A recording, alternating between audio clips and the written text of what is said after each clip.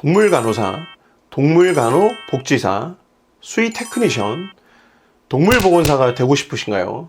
그렇다면 이 영상을 꼭 보시기 바랍니다. 안녕하세요. 수의사 김원장입니다. 동물병원에서 얘기해주지 않는 동물병원 리얼스토리 지금 시작합니다.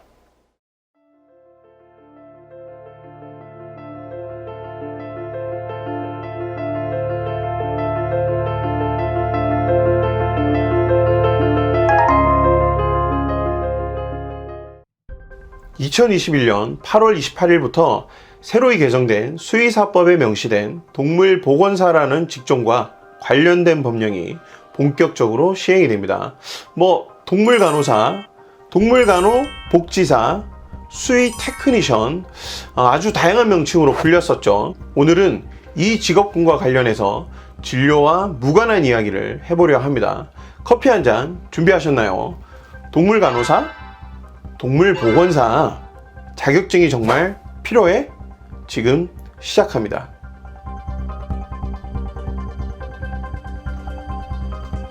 처음 시작은 동물간호사라는 명칭으로 2000년도 초반부터 대한수의사회의 산하단체인 한국동물병원협회 주도하에 진행이 되었습니다.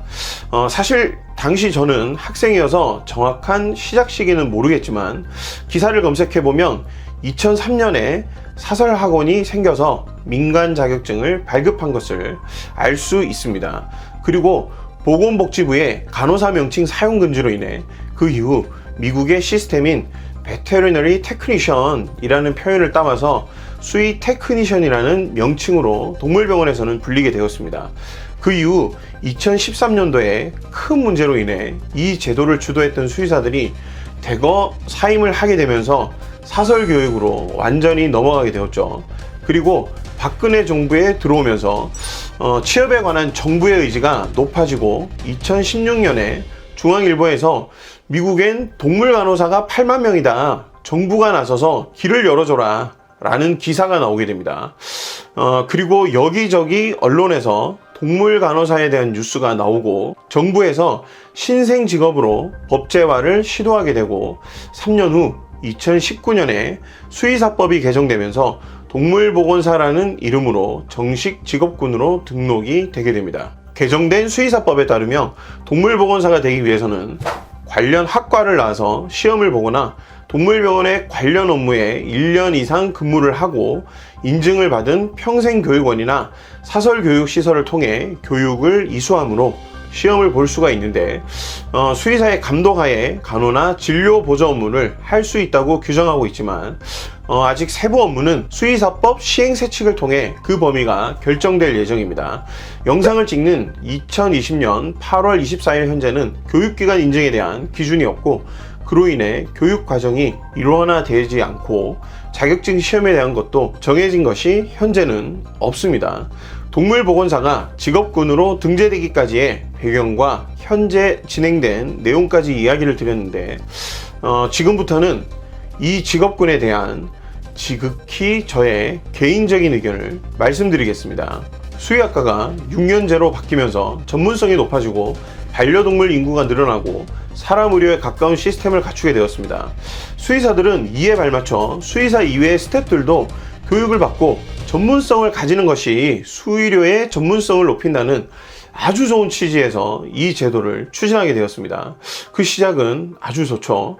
저도 막 사회에 나와서 잘 모르던 시절에는 마치 사람병원 같은 느낌이 들고 멋지다고 생각을 했었으니까요. 하지만 문제는 소수의 수의사들이 나서서 이 제도를 주도하려고 했다는 것입니다.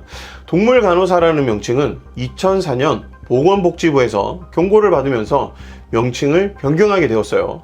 간호사라는 의료인의 명칭을 함부로 사용하는 것은 의료법상 위반이기 때문에 사설교육으로 민간 자격증을 받는 이들에게 간호사라는 칭호가 붙었을 때 사람 간호사만큼의 전문성이 있다고 오해를 줄 수 있기 때문에 이 명칭의 사용은 법적으로 사용이 불가능하게 되었습니다.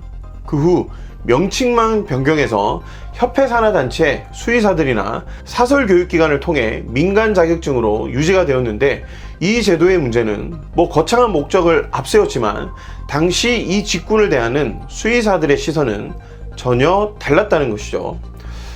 바로 인건비를 줄여 수익 창출을 위한 것이었습니다. 아니라고 말할 수의사도 있겠지만 제 눈에는 그렇게 보였습니다. 수의사들 사이에서 수의 테크니션 이야기가 나오면 빠지지 않는 내용이 인력비 감소를 통한 수익 창출이었고 이 직업군의 가장 큰 목적이기도 했었습니다. 2013년도까지 수의 테크니션들이 동물병원 내에서 행한 업무를 본다면 제 의견이 공감이 되실 거예요. 당시 테크니션들을 고용하는 일부 대형 병원에서는 수의사만 할 수 있는 진료를 수의 테크니션에게 시킨 것입니다. 법에 대해 모르는 수의 테크니션들은 잘못된 사명감을 부여받았어요. 수의사들이 심어준 허영이란 것도 모르고 말입니다. 당시 수의계에 대형 동물병원들의 이런 불법 행위가 알려지면서 이 제도를 추진했던 집행부들이 대거 사임을 하게 되고 대한수의사회 산하협회 차원에서 이 교육은 전면 중단이 되었습니다. 이후 내부 자정작용으로 이런 행위들이 어느 정도 음지로 사라졌죠. 이 말은 결국 고임금의 수의사를 고용해서 진료를 해야 할 자리에 저임금의 일반인으로 대처를 했다는 것이죠. 결국 이렇게 한 것이 수익 창출 이외에 무슨 목적이 있었을까요? 오히려 비전문가들의 불법 진료 행위로 인해 속으로는 동물병원의 전문성은 떨어지고 보호자들을 기만하게 된 것입니다. 그런데 안타깝게도 여전히 이런 불법 행위가 자행되고 있어요.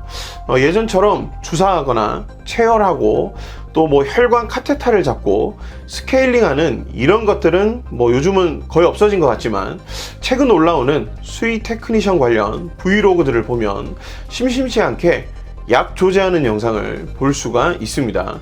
이건 불법이에요. 약의 조제는 수의사법의 영역이 아니라 약사법의 영역이고 약사법에서 약사 이외에 조제를 허용받은 사람은 의사, 치과의사, 한의사, 수의사뿐입니다.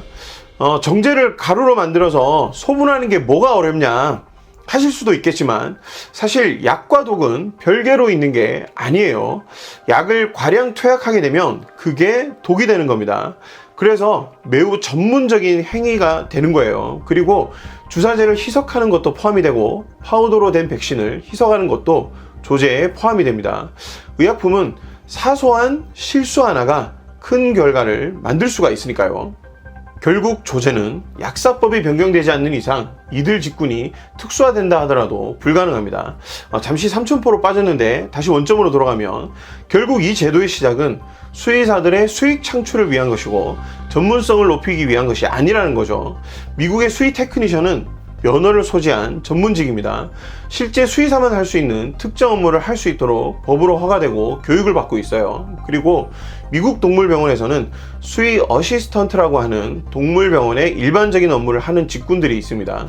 현재 우리나라가 만든 동물보건사는 테크니션이 아닌 어시스턴트라고 보면 될 것 같아요. 그리고 개정되는 수의사법만 봐도 관련 학과를 나와야 자격증을 딸 수 있다고 되어 있지만 그 뒤에는 평생교육원에서 교육이수를 받거나 인증기관에서 사설교육을 받고 동물병원에서 1년 이상 근무만 하면 시험을 볼 수 있는 자격을 주게 됩니다.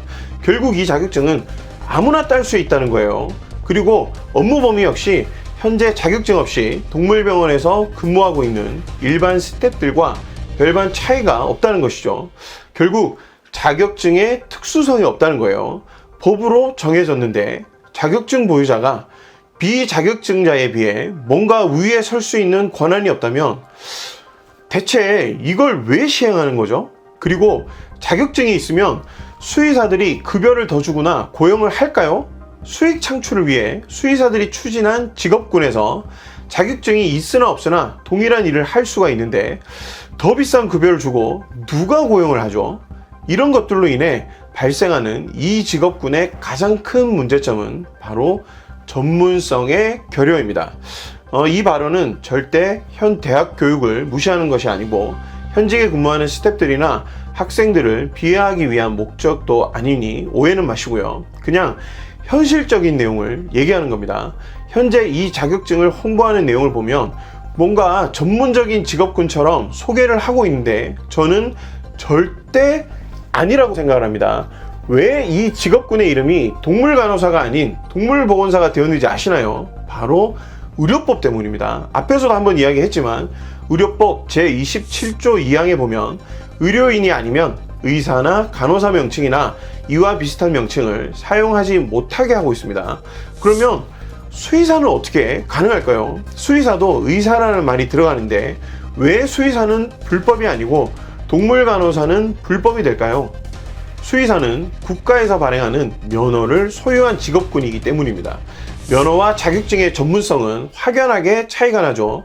그 자체로 특수성이 인정이 되기 때문에 의료법에서도 불구하고 수의사라는 용어를 사용할 수가 있습니다. 만약 동물보건사가 진짜 사람 간호사만큼의 교육을 받고 사람 간호사 수준의 전문성을 가진다면 동물 간호사라고 못할 이유가 없겠죠. 하지만 명칭을 정할 때 의료법을 의식하면서 제도를 진행한 사람들부터가 이미 이 직업군은 전문성이 결여되어 있다는 걸 인정하고 시작하는 것입니다. 수의사법에 간호를 할 수 있다고 되어 있지만 농림부나 대한수의사회는 동물보건사의 침습적 행위, 즉 진료 행위는 불허한다는 원칙을 시작부터 고수하고 있습니다. 사람 의료에서는 의사의 오더를 수행할 수 있는 간호사 등의 의료인, 병리사, 방사선사 등의 의료기사들은 모두 면허를 소유한 사람들입니다. 사람 의료 체계는 전문성을 갖추도록 하고 있는데 동물들은 그냥 자격증만으로 대신할 수 있다면 보호자들이 공감할 수 있을까요? 저는 이 제도를 시행할 때 수없이 반대를 했었습니다. 이 직업군 자체를 반대한 것이 아니라 이 직업군의 비전문성을 반대했습니다. 생명을 다루는데 최소한의 인증된 교육이 요구되고 그에 합당하는 면허를 발행하여서 그들의 업무 영역을 정해야 한다고 저는 주장을 했었습니다.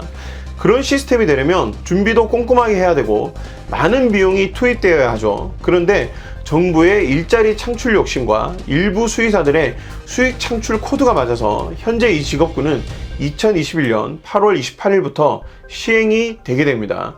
그리고 자격증 시험은 위탁 운영할 것으로 알고 있습니다.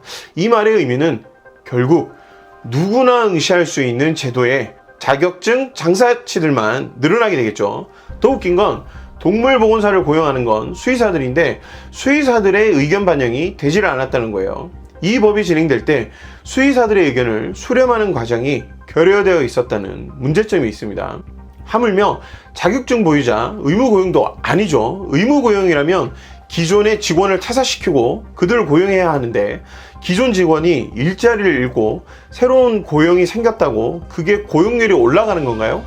너무 수의사 입장에서 이야기하는 건 아니냐 얘기할 수도 있겠지만 이들을 고용하는 건 수의사들입니다. 단순 수익 창출이 목적이 아니라면 정말 우리 동물병원은 바빠서 인력이 필요하다 이렇게 얘기하는 수의사들에게는 수의사를 고용하라고 말하고 싶습니다. 매년 500명의 수의사가 사회로 나옵니다. 일손이 부족할 정도로 바쁜 동물병원이면 그만큼 매출도 높을 텐데 수의사 고용해서 합법적으로 운영하면 보호자들도 믿을 수 있고 이것이 동물병원의 전문성을 더 높일 수 있는 방법이 아닐까요? 그럼에도 불구하고 수의사 고용이 너무 어렵다. 그때는 전문 보조 인력의 필요성을 고려하는 것이 순서가 아닐지 저는 그렇게 생각합니다. 동물보건사의 전문성 결여 문제와 수의사들의 필요성 문제를 해결하지 않으면 이 직업군은 그냥 국가의 일자리 창출 사업에 악용된 피해자들만 만들어지게 되는 결과만 남을 것입니다. 이 직업을 하고 싶은 이가 있다면 진지하게 고민해 보시기 바랍니다. 이런 현행 시스템이라면 저는 정말 불필요한 자격증과 직업군이라고 생각을 합니다. 과거 수의 테크니션들의 불법 행위가 수의사들 사이에 알려지고 법률적인 문제가 발생했을 때 그들의 자괴감이 가득한 글을 읽은 적이 있습니다. 일부 수의사들이 심어준 잘못된 허용이 얼마나 그들에게 큰 상심을 줬는지 저는 아직도 그 글을 잊을 수가 없습니다. 수의사로 인해 피해 입는 사람들이 없었으면 좋겠습니다. 그럼 저는 다음 시간에 또 다른 동물병원 리얼스토리로 다시 돌아오겠습니다.